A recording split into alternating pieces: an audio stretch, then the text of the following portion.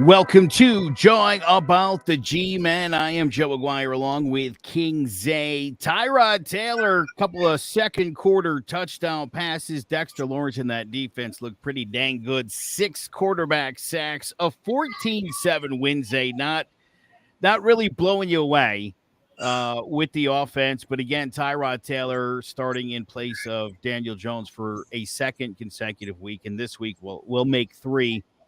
Hits Darren Waller on a 15-yard score. Nice play. It's funny. I said this last week, Zay. I asked the question, why do we never have a guy in the flat that he can dump the ball to? You see other teams do it every week, and guys break, much like the play that we saw Saquon break. It just this offense needs to get the ball going. And I've heard a lot of people say this, and this is kind of where I want to start. People are like, hey, this offense looked good with Tyrod Taylor. 18 for 29, 279 yards. He played well. This offense, first of all, the offense didn't look good. The offense was functioning. And I think the most important thing, Zay, and this is something that it doesn't matter who the Giants quarterback is, if you can get on the field, get some first downs, get to midfield, punt the ball, you're putting your defense in a better position. And then they don't have to worry about 12-play drives. Because it seems to me when this offense can't stay on the field, couple of 3-and-outs, your defense holds as best it can, and then eventually they're going to give up big plays, big yards. They're going to start giving up scores. This team gets behind, and that's a problem. So I liked what I've seen from the offense. The offensive line, you said it last week. I mean, if you've got some time back there to do things, they can win football games. Yeah, no, I totally agree with you. Now for everybody who's been blowing the Tyrod Taylor thing out of proportion, he's been playing decent, but that's been a tribute to the line playing better, getting Saquon Barkley back, which helps out that offense, as we know, because without Saquon Barkley, we virtually have no run game, and teams can just take away the passing option, and it just becomes a mess for us. But again, like you said, the offense just to me look functional. I'm not one of these people who think there's some quarterback controversy. There is none. Obviously, when Daniel Jones returns, he will be the starting quarterback, and for many reasons that a lot of people don't see on the field that we tend to see. You know, people who call themselves analysts or people who watch the games in depth. If you look, there were a ton of plays, especially with Tyrod Taylor and run plays, where I seen he gets outside and he gets caught, and I go, Daniel Jones would have got that first. He gets within 5 yards, or you get to the goal line, you just think Daniel Jones would have snuck it. He would have ran it. He would have done something.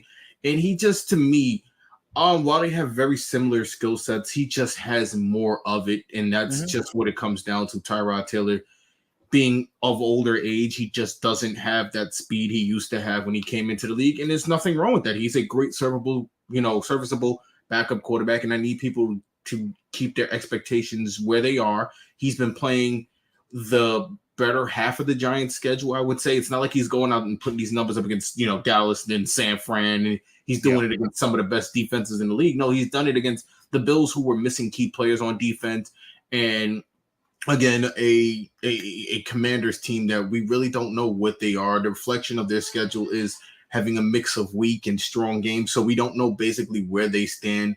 As far as I know, they need to get rid of Ron Rivera. I think he's a terrible coach, but that's another thing for another day. But again, don't blow it out of proportion. We could have easily lost this game as much as we wanted. There were many times I sat there thinking, oh crap, Joe's 17-14 predictions about the come. There were times I wanted to text it in the group chat, but I was like, nah, right? I'm not giving in. But it seemed like, like you said, those are the type of things where the Giants lose those type of games they should be winning. It looked bleak after that Sterling Shepard fumble, which again, those are the things point out. Those are momentum swinging things in the game that could have caused us to lose. Thank God the defense played as well as they did. Shout out to Deonte Banks getting his first interception. I've been praising these rookie corners since the season, and they have been nothing but everything that we could want from a team that has been crying and asking for top corners the last few years. Obviously, you have Bradbury, you have to trade him. We can go down the list of guys that we have gotten within the last 10 years, and we've had a corner on one side who's really good, and the other guy is like Eli Apple or something like that. But all in all, Yeah. it's starting to get better. Mentioned it before. I'm not in panic mode. I think there was an easy stretch coming up that we're in right now. I think it's a godsend that you are playing teams like the Raiders, that you have your backup quarterback playing, because again, those give you, those are games you can still give your team a chance to win. The Giants can get to 3 wins this week and put themselves back into, believe it or not, a realistic situation where they could be a wild card team.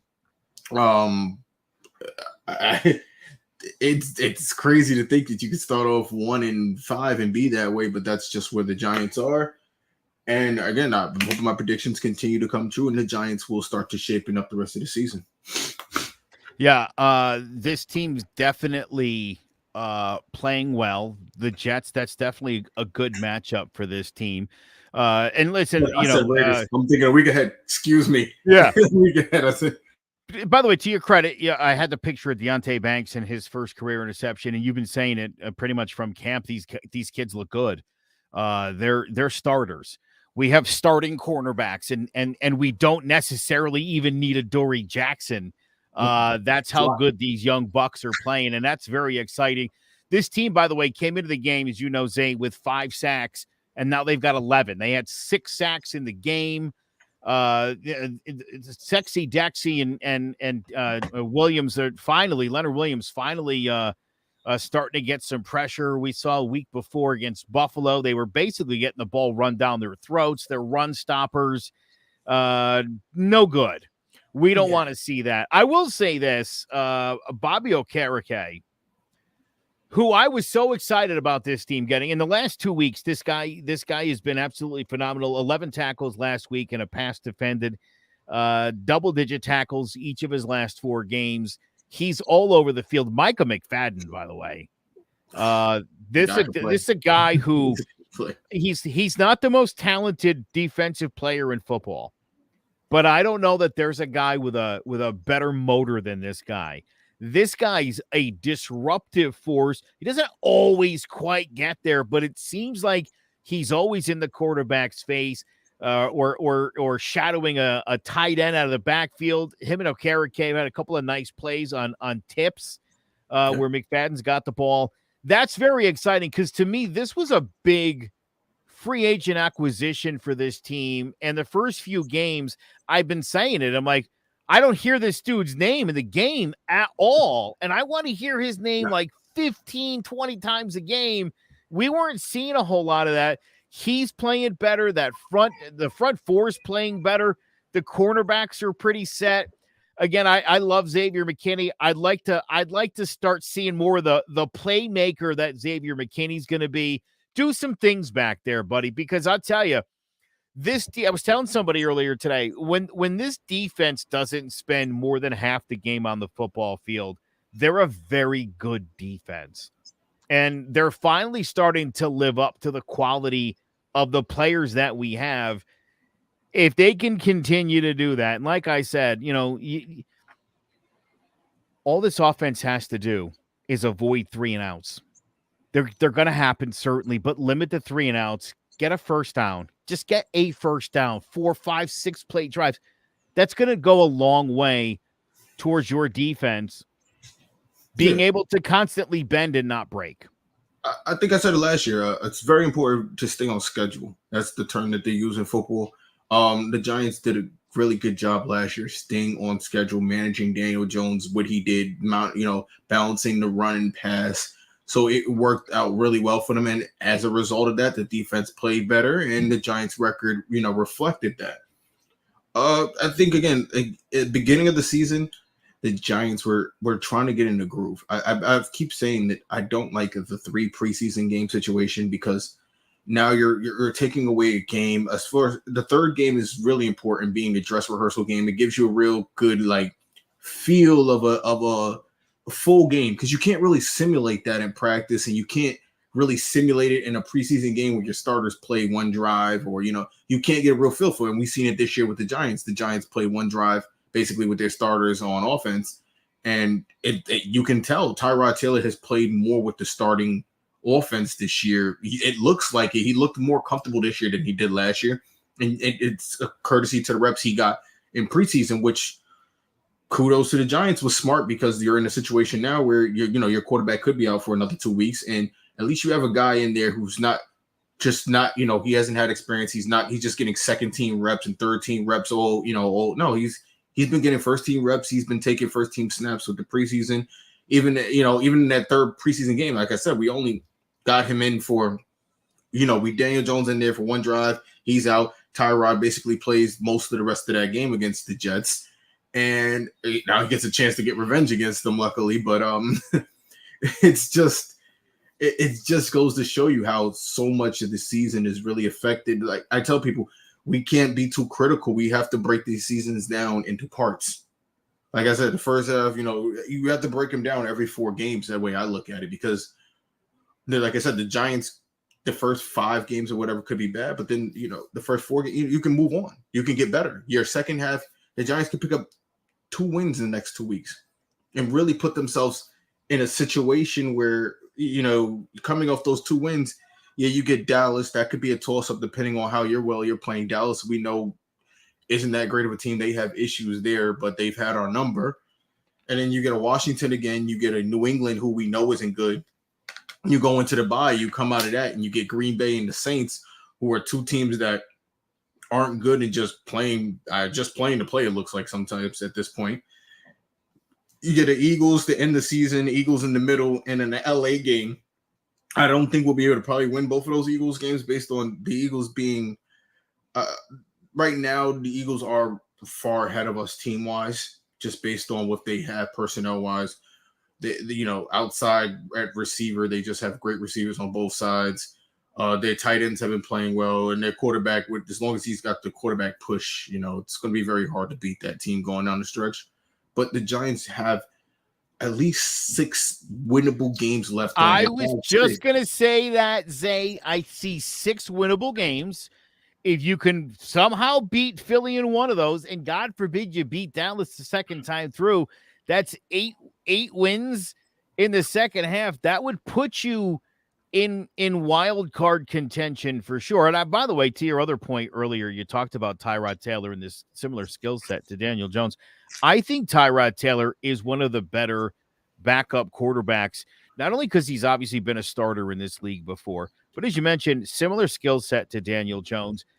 I've never understood the teams that have, like Baltimore, we've seen at times, an athletic quarterback like Lamar Jackson, and you'd have a backup like a stiff white pocket passer, and it's like, that's your backup?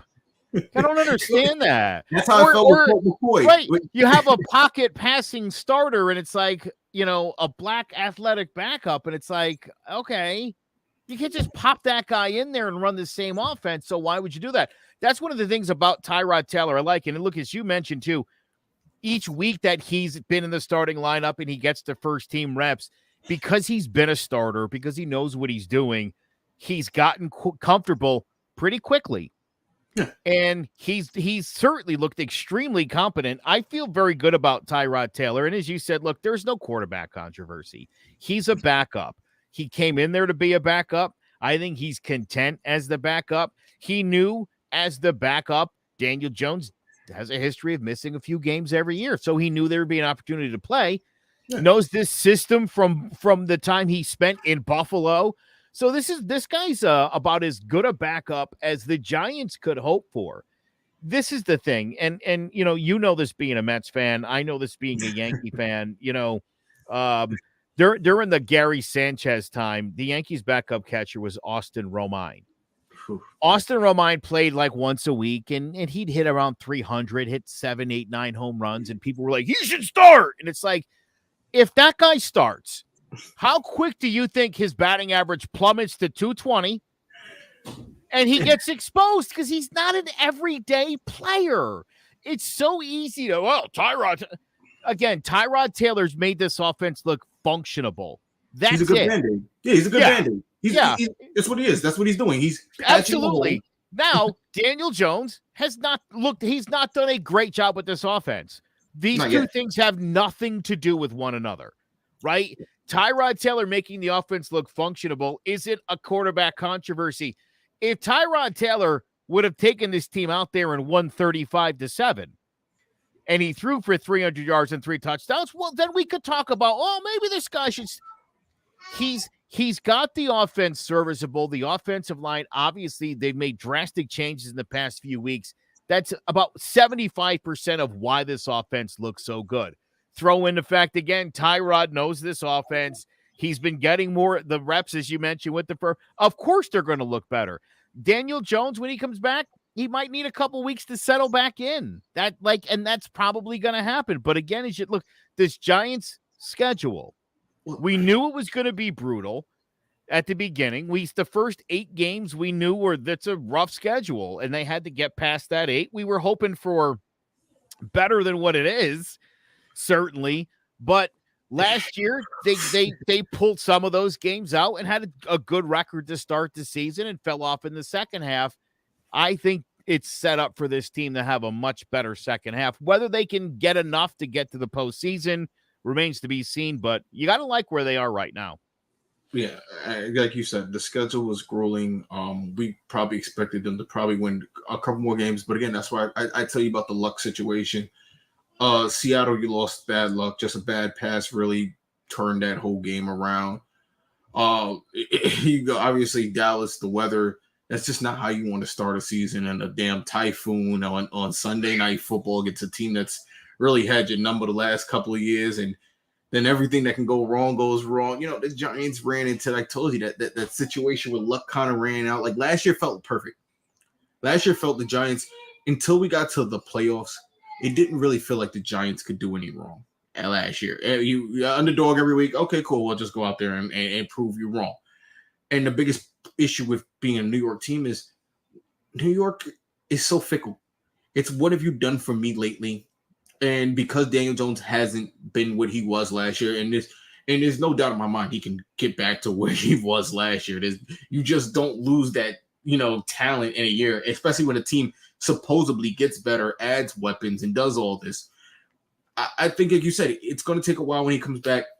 I'm hoping he comes back next week against the Raiders, which is an easier game to get your feet wet before you have to play at Dallas. And then if worse come to worse, then you'll get another tune-up against, the Commanders after that. And you'll go off into your bye week, and then you can get things settled and figure it out from there. But and again, I know what you're saying about winning 8 games. That wild card this year doesn't look like it's going to take a lot to win. It doesn't look as daunting as it did when you look around. Like NFC is not as good as it thought it was going to be. Can I take you a step further? Can I take you a step further? I had a conversation with somebody yesterday, and I said, really, I've suddenly got some questions about San Francisco. I've got questions about Buffalo. There's 2 teams that I think are legit Super Bowl contenders, the Chiefs and the Eagles, same as last year. No, that said, hold on. I know but here's what I'm trying to say. I think both of those teams, Kansas City and Philadelphia, not as good as they were last year. Definitely not. Okay. So if that's the top 2 teams in the league, in each league, and they're not as good as they were a year ago, I think you're exactly right. I think this thing is wide open. I go back and I think about a season like 2007. It was pretty clear the Patriots were the best team in football. Yeah, undefeated. There was no doubt about it. That was the best team in football. Yeah. But the rest of the NFL, to me, that year, it looked like it was Patriots or bust. And so it certainly opened up, hey, could be anybody from the NFC. And it was. Go back to 2012. I think you had a similar situation where there wasn't a team who was like, wow, and I think you've got another one of those situations. So I guess what I'm saying is, I think if the Giants, and I do agree with you, I think an 8-9 could potentially get you a wild card berth. And if that be the case, and again, knowing how good this Giants defense is, and again, we saw them do some great things in the red zone against Washington. to keep that game where it is. Because, again, and we've seen so many times, how many times have I texted you? I'm like, they're going to lose like 16-14 here. And I kind of tell you the stupid things that are going to happen.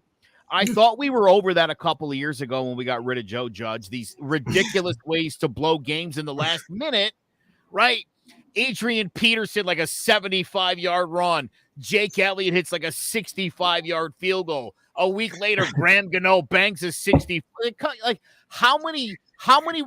I thought we were past that, and we've been seeing it again. And that's been one of the bigger disappointments for me is like, for the fact that they held on and the defense played so well to stop Washington from tying that football game up or potentially going ahead, to me says this team's on the right track. The schedule's favorable. I like I don't love what I'm seeing. I like it. And to be where we are and to feel like some things could work out here, it's all you could ask for. Well, credit to the defense. I think they've been playing good since before this. Even the Seattle, I think they played good in the San Fran game, if I'm being honest. Because you think a San Fran team should put up 30, 40 points on that defense. And again, a lot of what you see is the Giants defense. They play well, hold the team to 2 touchdowns, then they get to the third, fourth quarter, and they're just so burnt that the teams just go on they run and they just start packing on points. So the win looks way more daunting than it actually was. And like I said, I think the defense has been playing good. I didn't worry about the defense. I knew they were a little slow starting. Again, you got some good offensive linemen in the beginning of the year. These teams that we faced in the beginning of the schedule, they're not good because they don't have, a good offensive line. They have great offensive line. Dallas Cowboys, San Fran has a good offensive line. Seattle has a great offensive line. I wouldn't say necessarily the Cardinals had a great offensive line, but for the first half of that game, they looked like a good offensive line. So, again, it is what it is. You're starting to see the Giants are starting to play teams that are even and around them. They're starting to get better. That confidence is starting to build. They're starting to have that trust again. That feel from last year is starting to pick up. I'm very hopeful it goes into this week because I can't live a week with Jets beating the Giants in a regular season game. I don't think I've ever lived that in my life. Let's talk about this because Zach Wilson, a guy who you love a lot, in his last 3, I'm just kidding. In his last 3 games, Wilson's hit 67% of his passes, 630 yards, couple of touchdowns, 1 interception. And people are going a little crazy about that. And it's like, those are not good numbers. That is adequate. That is decent. They've got a 29% efficiency rate in the red zone. That is dead last in the NFL. And again, you look at what this Giants team does in the red zone. This to me, again, is a recipe for if the Giants take care of business. The other big thing's going to be, look, this Jets defense is very good. They're a very opportunistic defense. They've got 13 takeaways. That's, I believe, 3rd in the league, a +5 differential. The Giants are at -4. Can't turn this football over. You can't. I think you can. Listen, I think you can. Let me tell you something. A few weeks ago, I watched, I think, the worst football game I've ever seen in my life. The Patriots and the Jets. Did you watch that Green Bay game a couple weeks ago? Hold on, Zay. Here's why I say this. In the last 2 minutes and 46 seconds, each team had 3 possessions. And didn't score. I saw that game. And it was a disaster. And all the Patriots fans are like, Mac Jones sucks. It's like, dude, Bill Belichick wanted him to 3 and out and punt the goddamn ball as deep as you can because you know who's not going 90 yards for the win? Zach Wilson. Give Zach Wilson the ball in midfield. He needs to complete 1 pass to Garrett Wilson, and they're in scoring territory at that point. So that in mind, don't turn the goddamn ball over. If you turn the ball over in the red zone, I would be fine if Tyrod Taylor throws 3 picks in the end zone. I could live with that. Don't turn the ball over in your own territory. Don't turn it over midfield. I think you can win this football game. Zach Wilson going the length of a football field, that's something that you're rarely ever going to see. So I think if they keep Zach Wilson on the other side of the field and he's got to go 70, 80 yards, they're not going to score any touchdowns. It's going to be very similar to the game they played last week against the Commanders, where they played basically the field position game, made the team have to drive the whole field, whose defense is better, that situation. But again, the Jets, they've had a really light schedule. You played the Broncos, you played the Patriots. I'm going to be real. And they play the Cowboys. That's the only team in our division. I think when you play the NFC East, I don't know what it is, but you really have to come and bring it, because the NFC East, for some reason, these teams, no matter how lousy their season is, can find a way to pull off some I really hate big to use I hate to use this ESPN word, but physicality to me Yeah. defines the NFC East specifically. They're always going to bring it, like you said, no matter records. And I hear what you're saying about the whole Garrett Wilson situation. Again, I think our secondary is, I have as much confidence as I've always had in them. Garrett Wilson, who's on my fantasy team, hasn't had a spectacular season that you were hoping when you draft him and Aaron Rodgers and you think you're going to get magic. But again, the Giants could make mistakes here. I think this is just going to come down to who makes less mistakes. Because like you said, they don't have a killer at quarterback. They have a great run game. They have a great pass game. But I think what it's going to really ultimately come down to is coaching.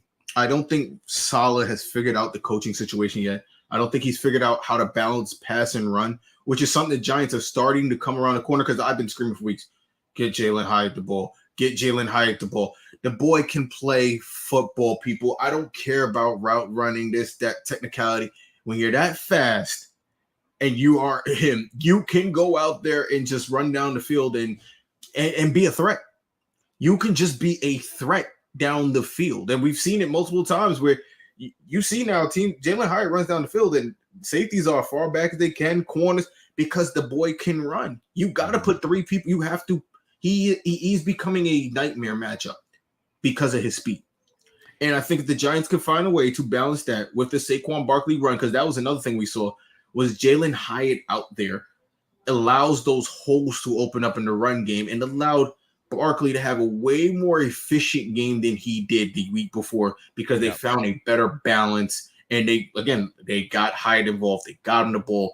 You have to make some of these people a threat. You talk about the Waller. You made Waller a threat. Now they can't just stack the box and stop the run, blitz your quarterback 24. That was the biggest issue the Giants had in the beginning of the season. We couldn't get nothing going, so teams would just sit in the house. The Dolphins game, they were just sitting in the house. You don't have Barkley. People go, Barkley is a huge weapon. I'm going to be real with you. Barkley is a great talent, but you can put a CMC back there. You can put anybody back there who is an impact player is what makes the difference. It's not necessarily Saquon Barkley. It's the impact player. It's the threat that person can bring. That's what it is. It's not necessarily, the Giants can't win without Saquon. If you get another running back who's just as functional as Saquon, who can catch out the backfield, do all this, and he doesn't have to be as fast, he just provides that threat that you can't bring the house. You can't stack the box. And shout out to Saquon Barkley, because he has gotten so much better at pass blocking. He sucked his first year at pass blocking. He missed so many blocks on linebackers, and him being back there has helped out the offensive line so much that game. I have to put the emphasis on this. The offensive line is playing better. Barkley being an impact player. Hyatt getting involved. It opens up everything. Waller, it allows Waller to get involved, because you have to now focus on Hyatt. You know what I'm saying? And before I even forget, Wan'Dale Robinson, just freaking amazing. You get these guys involved and you see what that offense can do, it causes issues for defenses. The Giants have to find a way to continue to do that. I think personnel-wise, the Giants win this game against the Jets because we are better talented. We have better receivers. We have better tight ends. We have better running back. In my opinion, we have the better defense. Even with Sauce Gardner and the other, I can't remember his name, the other corner on the other side who's coming back this week. Yeah, I don't even know if Sauce is playing, actually. He cleared protocols. I don't know. Did he clear protocol? Okay. Yeah. Him and the other corner on the other side, they both cleared protocols. But again, I'm not scared of the Jets. How long is the defense going to hold up? Here's the question. How many times is Zach Wilson going to turn the ball over? This is going to be like playing a mirror image of yourself, and you just got to be the better version of it. You know what? You are exactly right. And I sort of was thinking that same thing. You are. This is going to be, look, the team that plays the cleaner game here, which again is to me why if the Giants turn the ball over on their side of the 50, you're asking for trouble there. And if it happens more than once, they'll lose the game. Yeah. If they can avoid giving Wilson short field and opportunities to put that ball in the end zone, I think the Giants have a tremendous chance of winning this football game. So, incidentally, when you talk about mirror images, how about this? The Jets offense is ranked 30th overall. The Giants is 29th. How funny is that? A lot of Passing offense, the Jets are 32nd, dead last. The Giants are 29th. The defense, again, I think this might surprise. Overall, Jets defense, overall, 24. Giants, 23. That's a lot of New York hate. That's a lot of New York hate. It is. There's no way you can tell me amongst 32 teams, those are the 24th and 23rd worst defenses out there. If that be the case, yeah, I'm a little skeptical. I'm assuming this is just based on overall yardage or recent performance. Because you go up how the Giants looked in the beginning of the season to now, yeah. But come on, look at what we've seen the last couple weeks. The defenses. The biggest difference between these defenses, as far as I can see, the Jets have the 11th best scoring defense. The Giants are 24th. I think, and again, you look at the records 3-3, 2-5. I think that pretty much explains where you're at. If this defense, outside of the 102-yard return to Panic had a couple weeks ago, the defense really hasn't. I mean, my goodness, how about Thibodeau last week? I mean, you gotta pick six that, bro. I don't pay him for interceptions. I don't care what people say. I don't pay him for interceptions. We pay him for sacks. Interceptions Fair enough. Fair enough. Bonuses. It was in his arms, and there was no one in front of him. You gotta catch that ball. That's why he plays DN and not tight end. You know who would have caught that? You know who would have caught that and ran it in for a touchdown? Aiden Hutchinson. No, you know what? Aiden Hutchinson is a rare talent. He's he's a good, just like Bosa. Just like the Bosa brothers, he's one of those, and it reflects where he went in the draft. He was a top pick in the draft. Kayvon Thibodeau was a number 6 pick who could have probably went a little later than he went. I'm not going to yell at you guys no more about that, but he could have went a little later than he went. And again, it's playing more to like what I told you. I didn't see the motor. I didn't see the motor in Oregon. Aiden Hutchinson had that motor. Even in college, he just didn't stop. And to me, Kayvon seemed like a celebrity defensive end.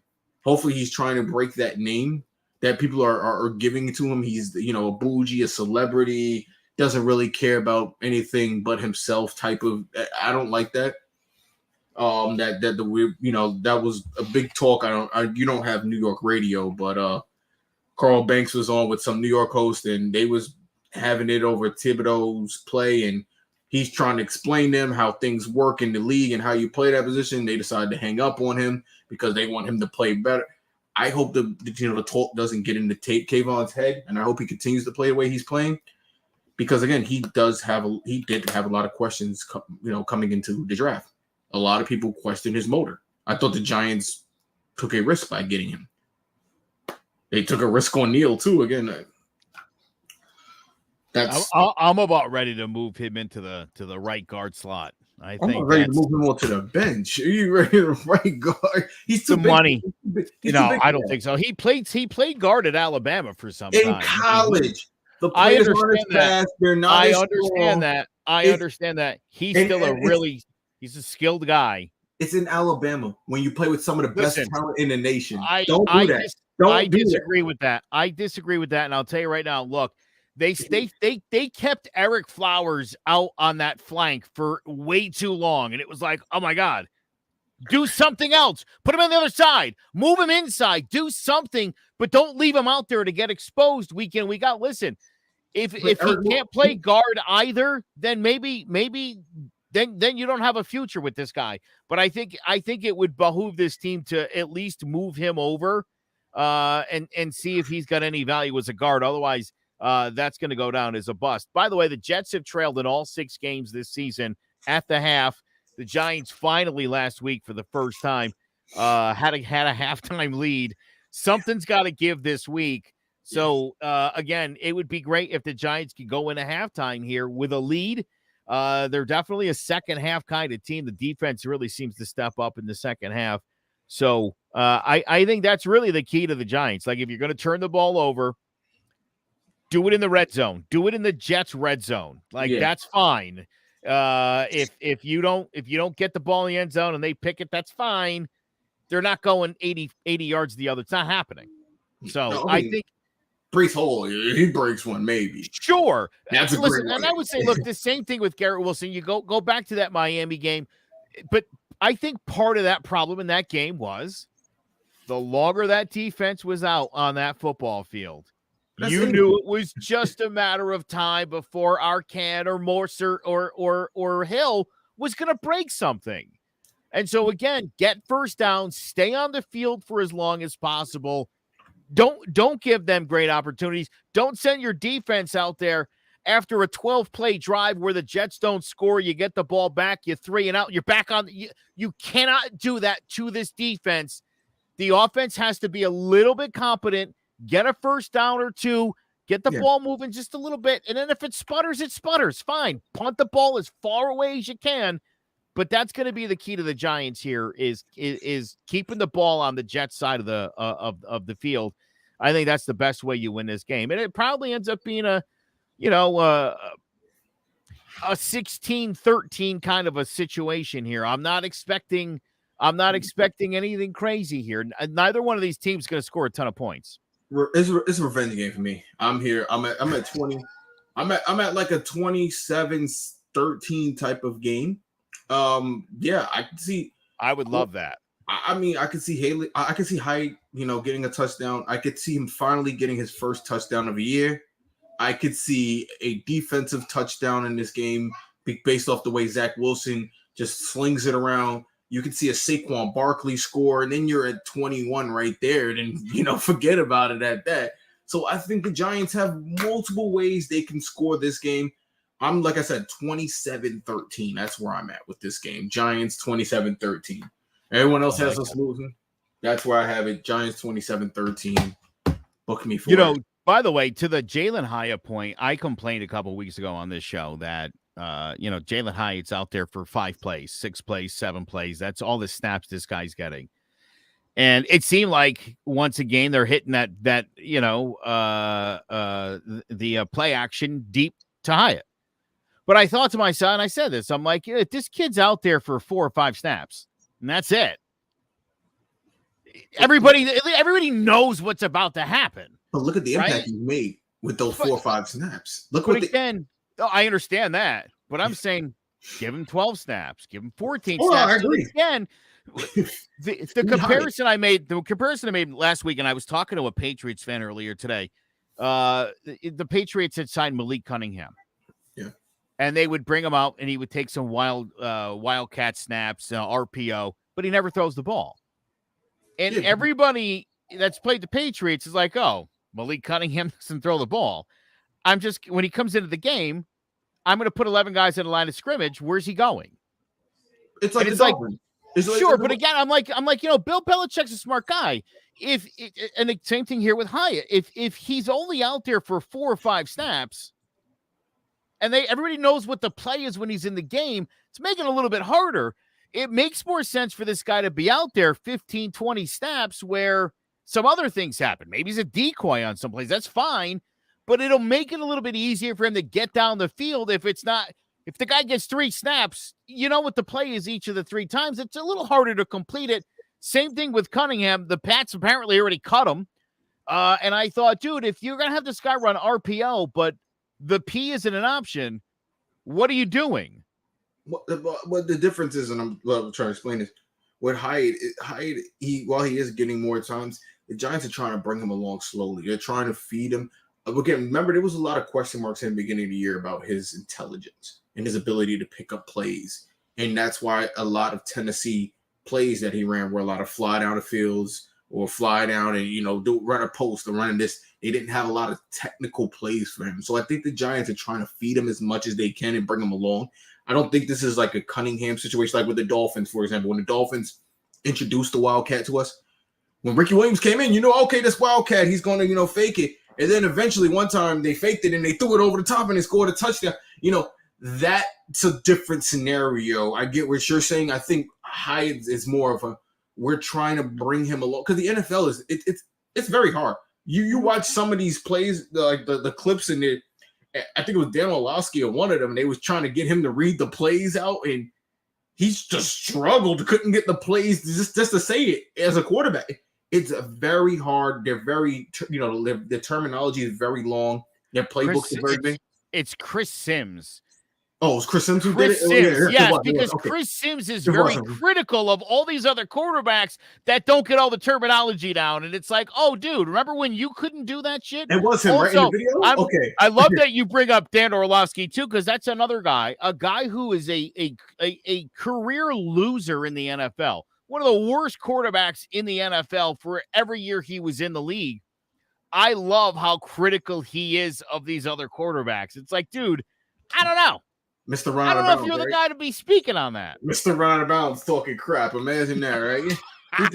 No, I completely agree. Look, I'm very treading waters when I talk about sports because, look, I made it high school level. I played quarterback in high school. I played corner. I'm no expert at the game. I'm never going to talk the way some of these guys talk. But the way I agree with you, the way Dan talks, you would think he had a 14-year career with 2 Super Bowls and you would think his bust is intent. You would think he did something memorable, and no, he didn't. And that's the biggest problem with when we talk about all the time with these sports outlets and why they pick up on teams so late. Like I'm telling you, Lions, and they'll wait till December and January to go, oh, the Lions could be a contender because they're focused on their front runners. Because you have these guys that don't know anything, they just assume. We can't with sports. If you assume, you're going to make an ass of yourself every time because no season's the same. No roster's ever going to be the same year in and year out. I don't care what your schedule is. Just because you see a schedule, like with the Giants schedule, if we took the Giants team from last year, maybe they would have handled the schedule better this year if they weren't right into it. You know what I'm saying? But again, you have a year off. You got players coming back. You got guys getting acclimated. You got new guys coming in. Every year you're going to have new guys at every position. Or at least at every position, whether they're a rookie, whether they're a new rookie starting in, whether they're a free agent signing, whatever the situation is. So I completely agree. I hate when these guys go off and just start talking like super experts and what they know. No, you don't know. We don't know. Sports is a guessing game. Even sports betting. There's no sports betting expert. I hate that idea. None of you are experts. Some of you are good guessers because of trends and patterns, but none of you are experts. You will never always get it right. I hate the term expert. I'm so sorry. I played a 20-team parlay last week for college football. Got 17 out of 20. And you know what that gets you, Zay? Not a goddamn thing. It's still a loss. It's still a loss. So, yeah. I mean, again, it is a guess. Look, bottom line is, you think the Giants are going to finally put up some points this week. It's hard to think that they're not going to have a game where they finally score some touchdowns. This certainly could be the game. I think the Giants could just as easily go out there and get blanked. That's it's the inconsistency of the NFL. How do you explain last week Mac Jones taking the goddamn ball down the field like he was Tom Brady in his prime? This kid who had no business doing it went down the football field and scored a touchdown like he's done it a million times in his career. That is the NFL. And again, this is what I'm saying. There is no 85 Bears. There is not a team in the NFL right now where I'm like, oh, that they're going to steamroll.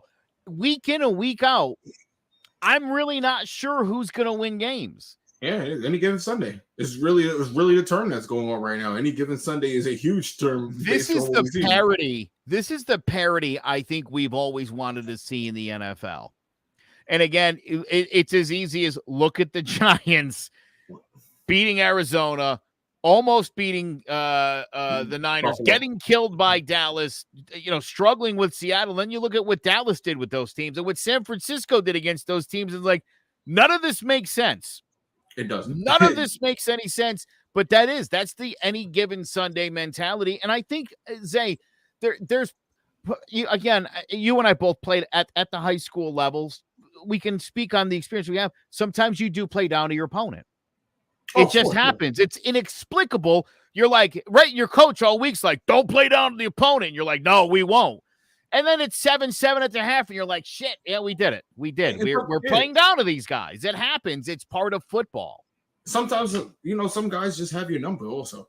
It's just that situation. Fair enough, yes. It could be a situation where the Giants, could be better than Dallas, but Dak Prescott, for some reason, just has our number and just finds a way to do it. Or, he can't beat every other team in the league, but when it comes down to the Giants, he just, it happens. It's like I watch basketball and Evan Fournier can't find his way off the bench for the whole season, but when they play the Boston Celtics, for some reason, he has to drop 40.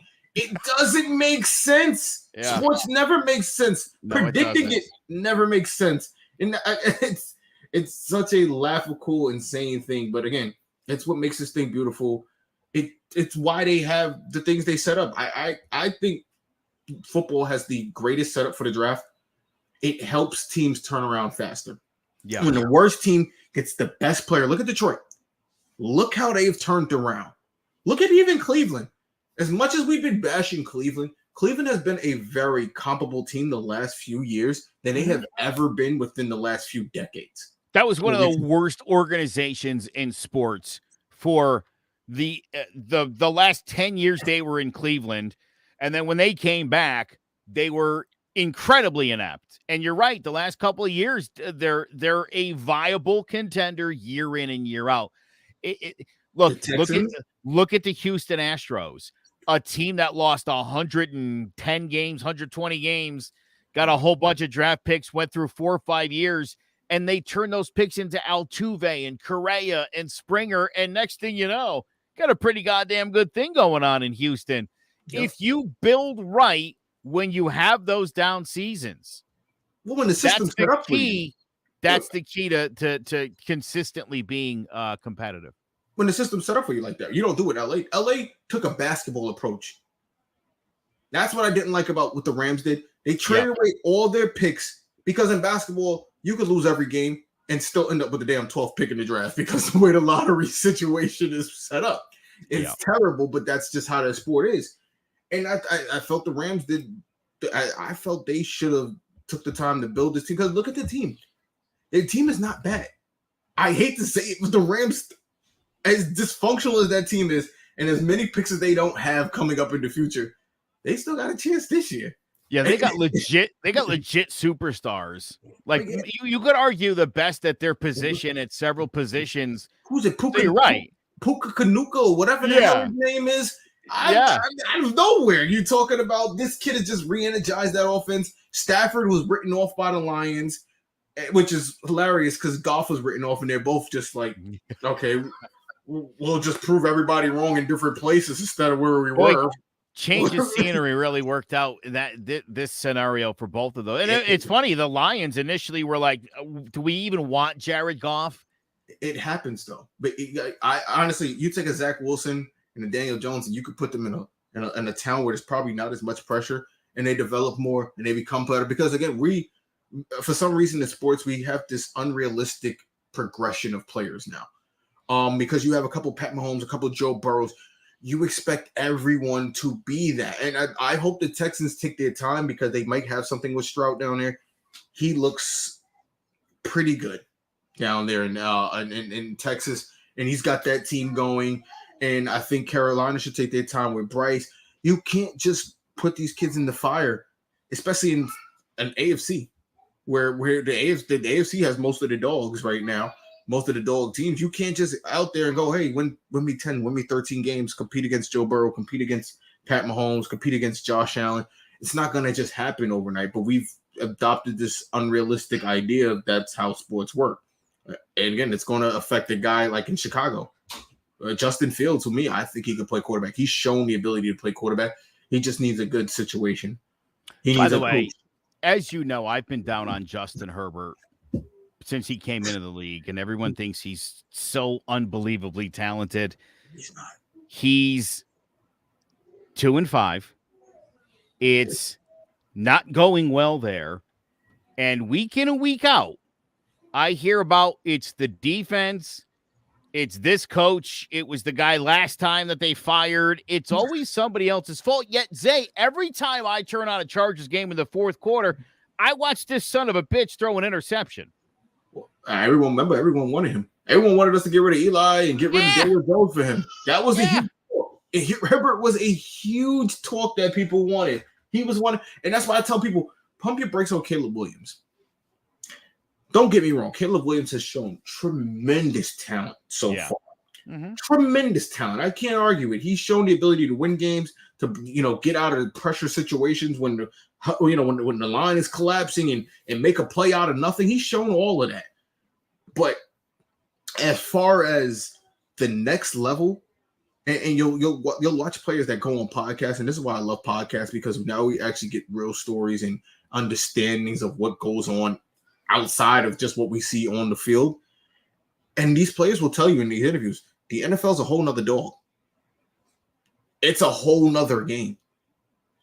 You're not going to be able to do some of that trickery stuff you did in college to some 3-star corner playing at Cal or Arizona. You're going against the cream of the crop, the best talent.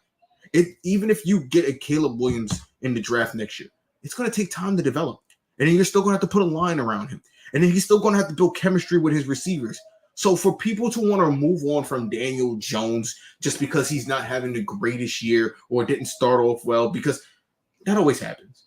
We know it. We see it all the time. People get paid and it doesn't. I'll give you Edwin Diaz as a perfect example. Edwin Diaz, his first year with the Mets, and his second year was even rougher. Then he signed the contract and everyone thought he was crazy. Then that next year, what was that? It was 2021. It was 2021. He had a better year. He started to build his confidence. It wasn't the greatest. And in 2020, in 2022, miraculous year. Excellent. Because it takes time to adjust to things. Coming from Seattle, a small town, to New York and all this other. Everything, obviously, baseball is a different animal. I don't want to compare the two, but I'm just saying in terms of players and giving players a chance to develop and turn into things. Again, you know me, I work for the Knicks.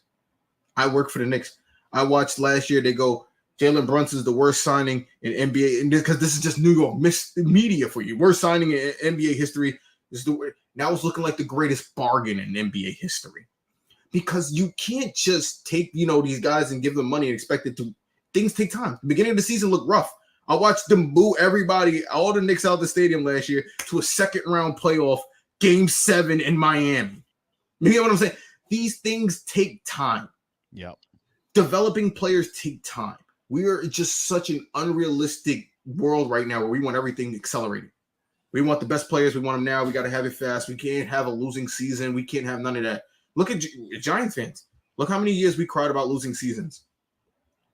Then we get a winning season. We don't even know how to appreciate it last year. We're ready to throw our quarterback off the damn cliff because he's having a get rid of the coach, get rid of the quarterback. They're terrible. The honeymoon is over.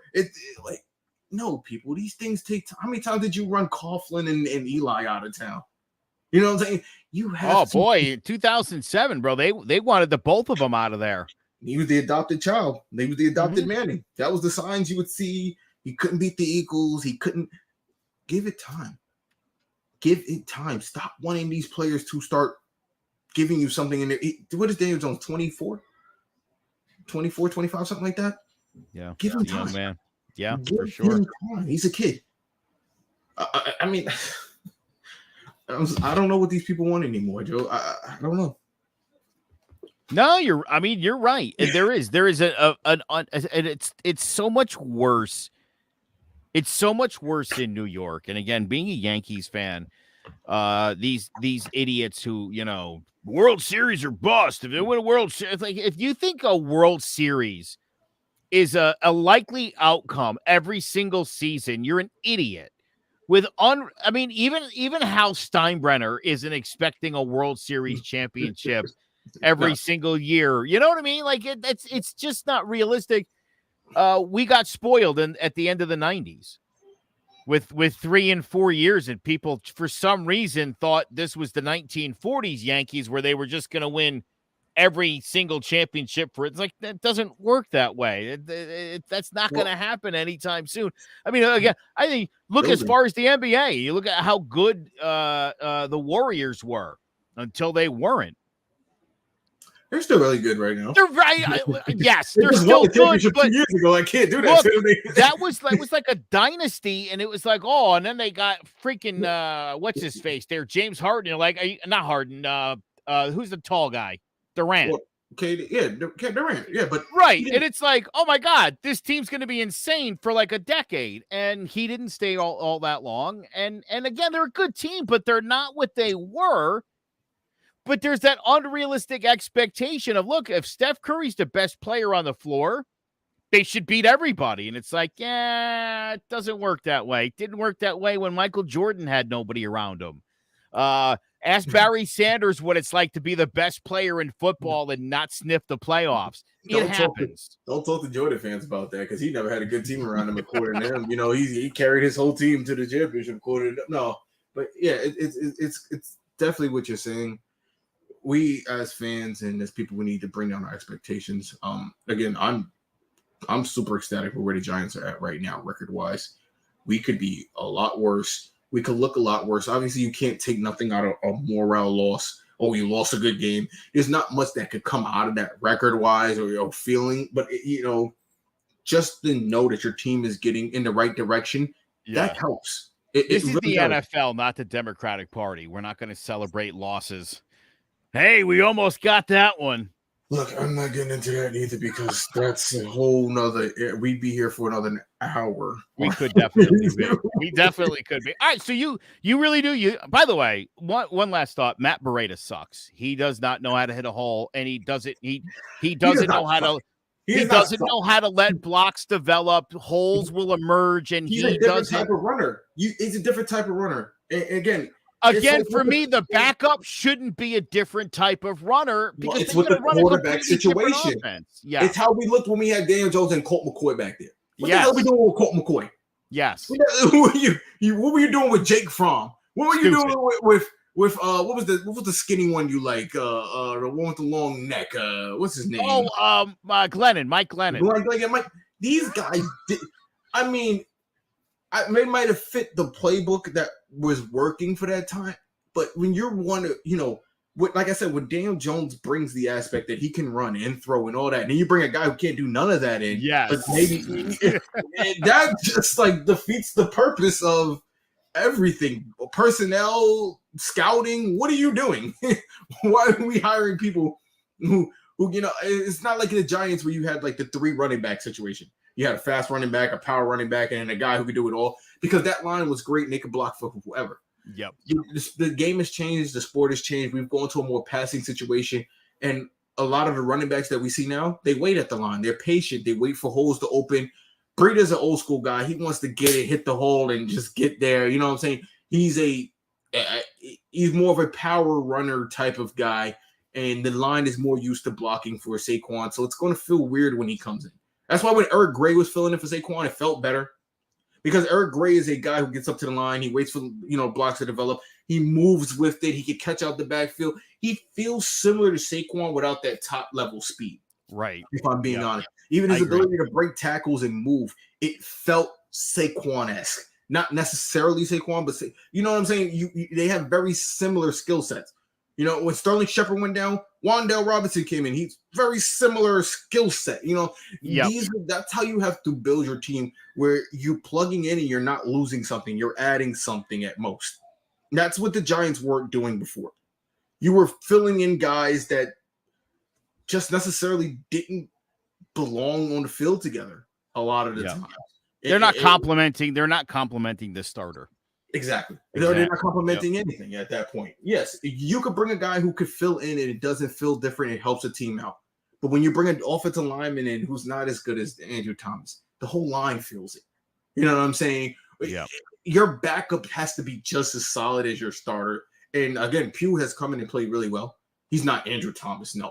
but because he's played really well, it's helped that line solidify again. And that's the point I'm trying to bring up. The guy that comes in has to be next man up. He has to make it feel all one.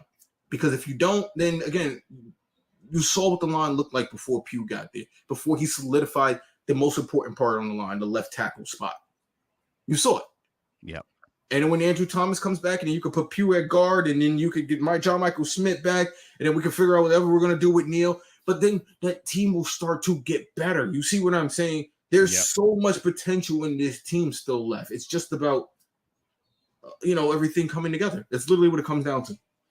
So Zay's got it 27-13. I'm saying 16-13. But we both feel like the Giants got a chance to win this football game against Sunday, 1 o'clock, Giants-Jets, MetLife Stadium, bragging rights for the great state of New Jersey. Winner's the best team in Jersey. You hate that or what? I hate it. They both played in New York first. We don't even consider Buffalo a New York team. They are the team from South Canada. If anyone wants to know, Buffalo Bills are the South Canadian Bills. As far as this Canadian Bills, yeah. We don't even consider Staten Island New York. We think as if Buffalo has a chance in that scenario. All right, that is going to do it for us for this week. For King Zay, I am Joe McGuire. Make sure you check us out. We are on all social media apps. Join About the G-Man. You can also check out clovercrestmedia.com/join About the G-Man. For King Zay, I'm Joe McGuire. We'll catch you next week. Join About the G-Man.